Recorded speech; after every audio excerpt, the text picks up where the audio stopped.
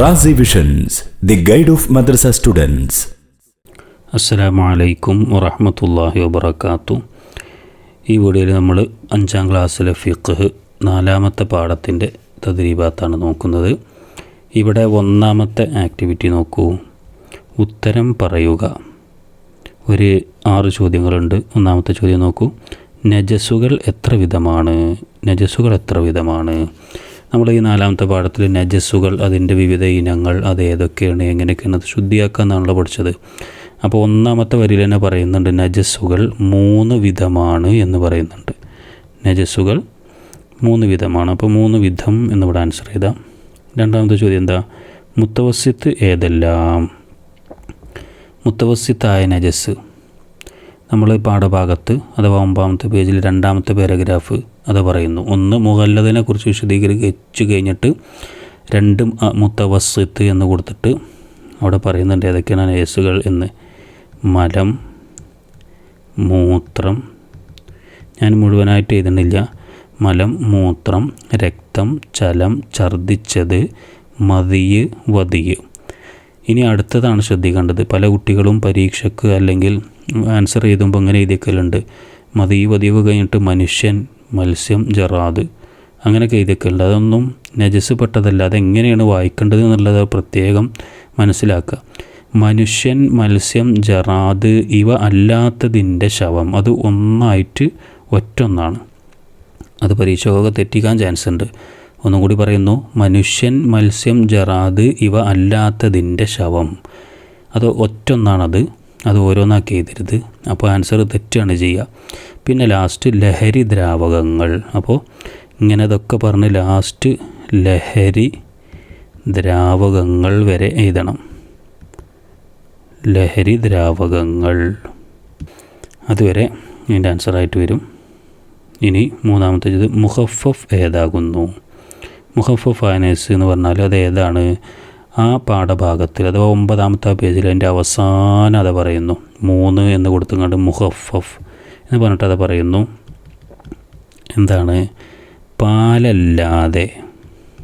പാലല്ലാതെ ഒന്നും കഴിക്കാത്ത 2 വയസ്സ് തികയാത്ത ആൺകുട്ടിയുടെ മൂത്രമാണ് മുഖഫഫായ നജസ്. ഞാനിവിടെ സ്ഥലവും സാഹചര്യമൊന്നും ഇല്ലാത്തത് കൊണ്ട് പിന്നെ ചുരുക്കി ഇതാണ്. നിങ്ങളത് ഞാൻ പേജ് നമ്പറും പാരഗ്രാഫും വരിയൊക്കെ പറയുന്നുണ്ട്. അപ്പോൾ പുസ്തകത്തിൽ നോക്കിയിട്ട് കൃത്യമായി എഴുതി വെക്കുക. എന്താണ് തുടക്കം?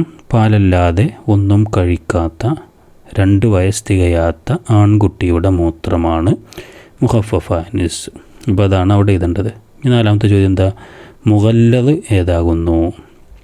മുഗല്ലദായനസ് ഏതാ? 1ാമത്തെ വരിയിൽ തന്നെ പാഠഭാഗത്തിൽ 1ാമത്തെ വരിയിൽ എന്ന് പറയുന്നു. മുഗല്ലദ് 1 മുഗല്ലദ് എന്ന് കൊടുത്തിട്ട് പറയുന്നു. ഏതൊക്കെയാണ്? നായ, പിന്നെ പന്നി, നായ, പന്നി, പിന്നെ അടുത്തത് അവയിൽ നിന്ന് ജന്മം കൊണ്ടവ. അവയിൽ നിന്ന് ജന്മം കൊണ്ടവ. അപ്പോൾ ഇതാണ് അതിൻ്റെ ആൻസർ. ഇനി 5ാമത്തെ ചോദ്യം നോക്കൂ.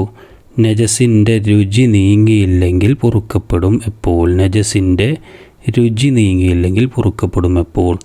സാധാരണ നജസുകൾ നമ്മൾ ശുദ്ധിയാക്കുമ്പോൾ അഥവാ മുത്തവസ്സിത്തായ നജസാണല്ലോ, ശുദ്ധിയാക്കുന്ന സമയത്ത് നിറം, മണം, രുചി എന്നിവ പോകുന്നത് വരെ കഴുകണമെന്നൊക്കെ പഠിച്ചു.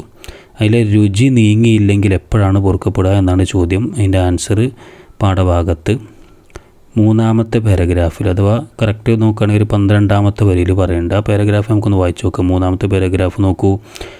നിറം, മണം എന്നിവ രണ്ടും കൂടിയോ രുചി മാത്രമോ നീങ്ങുന്നില്ലെങ്കിൽ ശുദ്ധിയാകുന്നതല്ല. ഇനി അതിൻ്റെ കൂട്ടത്തിൽ പറയാം. എന്നാൽ മുറിച്ചു കളഞ്ഞാൽ മാത്രമേ നീങ്ങൂ എന്ന അവസ്ഥയിൽ അത് പൊറുക്കപ്പെടുന്നതാണ്. അപ്പോൾ ഇവിടെ ആൻസർ എന്താ?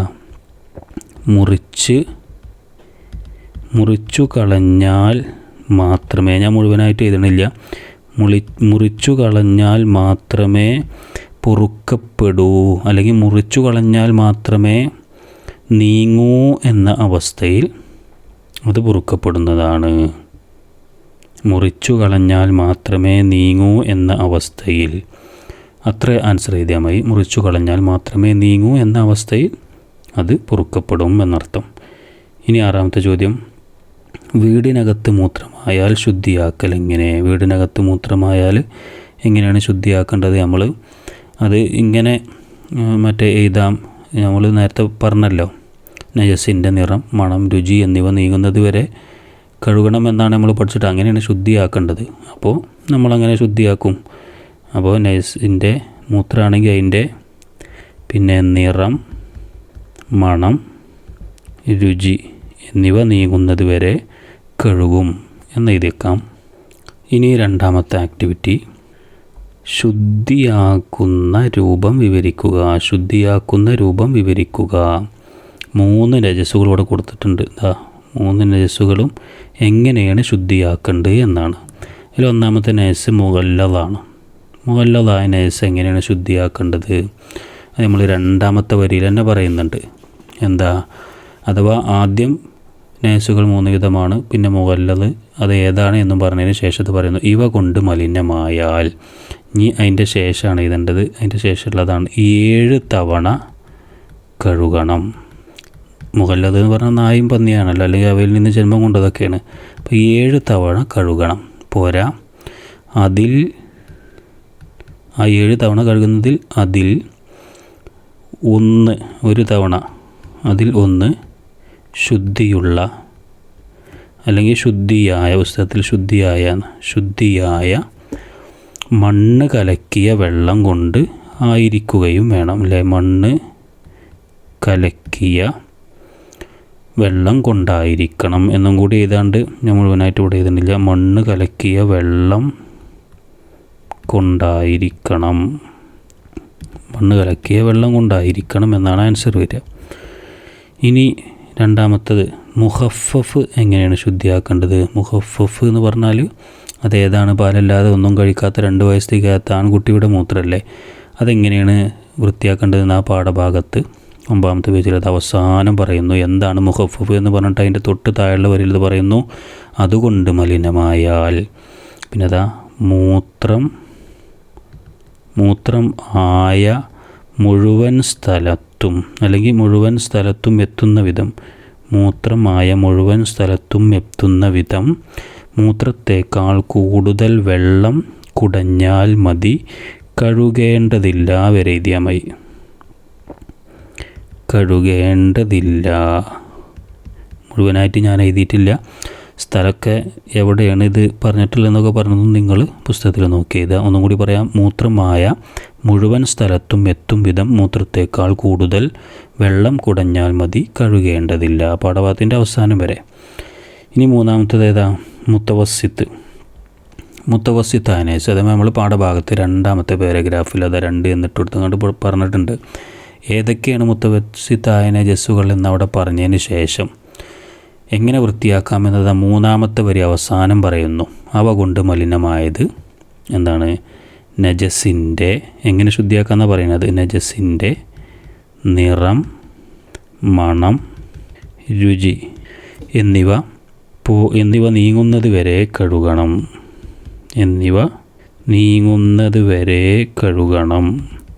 അപ്പോൾ മുത്തവസ്സിത്തായ നജസ് ശുദ്ധിയാക്കേണ്ട രൂപം എന്ന് പറഞ്ഞു. നജസിൻ്റെ നിറം, മണം, രുചി എന്നിവ നീങ്ങുന്നത് വരെ കഴുകണം. അപ്പോൾ ഈ 3 നജസ്സുകളും നമ്മളിപ്പോൾ ഈ പറഞ്ഞ വിധത്തിലാണ് ശുദ്ധിയാക്കുന്ന രൂപം.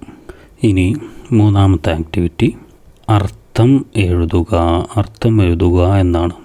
നമ്മൾ ഈ പാഠത്തിലെ 3 നജസ്സുകളുടെ ഇനങ്ങൾ പഠിച്ചല്ലോ, അതിൻ്റെ 3ൻ്റെ അർത്ഥമാണ് ഇതുണ്ട്. 1 മുഗല്ലദ് എന്നാണ്. മുഗല്ലദിൻ്റെ അർത്ഥം പിന്നെ ഉസ്താദുമാർ പറഞ്ഞു തന്നിട്ടുണ്ടാവും, കഠിനമായത് എന്നാണ്. മുഗല്ലദിൻ്റെ അർത്ഥം കഠിനമായത്. ഇനി രണ്ടാമത്തത് മുത്തവസ്സിത്തിൻ്റെ അർത്ഥമാണെങ്കിൽ മിതമായത് എന്ന് പറയാം. മധ്യനിരയിലുള്ളത് അല്ലെങ്കിൽ മിതമായത് എന്നൊക്കെ പറയാം. പിന്നെ മുഖഫഫ്, മൂന്നാമത്തത് മുഖഫഫ്, അത് ലഘുവായത്. മുഗല്ലദ് കഠിനമായത്, പിന്നെ മുത്തവസ്സിത്ത് മിതമായത്, മുഖഫഫ് ലഘുവായത്. ഇങ്ങനെയൊക്കെ അർത്ഥം പറയാം. അതിൻ്റെ കൂടെ തന്നെ 4ാമത്തെ ഒരു ആക്ടിവിറ്റിയും കൂടി നോക്കുക. പാലല്ലാതെ ഒന്നും കഴിക്കാത്ത 6 മാസം പ്രായമായ കുഞ്ഞനുജത്തി നിങ്ങളുടെ ഡ്രസ്സിൽ മൂത്രിച്ചാൽ എങ്ങനെ ശുദ്ധിയാക്കും?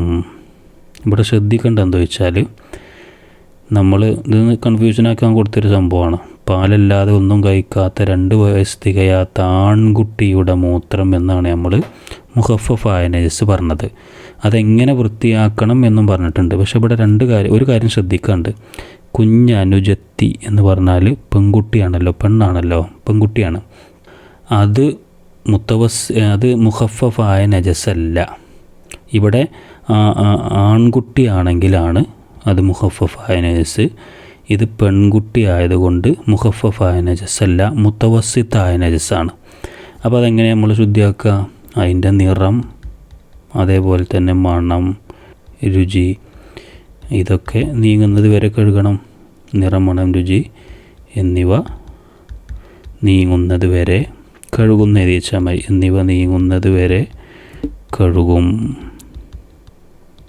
ഈ വീഡിയോ ഇവിടെ അവസാനിക്കുകയാണ്. ഇതുപോലെയുള്ള വീഡിയോകൾ നിങ്ങൾക്ക് ലഭിക്കാൻ വേണ്ടി ചാനലൊന്ന് സബ്സ്ക്രൈബ് ചെയ്യാം. സ്ക്രീനിൽ കാണിക്കുന്ന QR കോഡ് സ്കാൻ ചെയ്ത് നിങ്ങളെ ക്ലാസ്സിൽ ജോയിൻ ചെയ്യുകയാണെങ്കിൽ വീഡിയോകൾ യഥാസമയം തടസ്സമില്ലാതെ നിങ്ങൾക്ക് ലഭിക്കും. ഇൻഷാ അല്ലാഹ്. അസ്സലാമു അലൈക്കും വറഹ്മത്തുള്ളാഹി വബറകാതുഹു.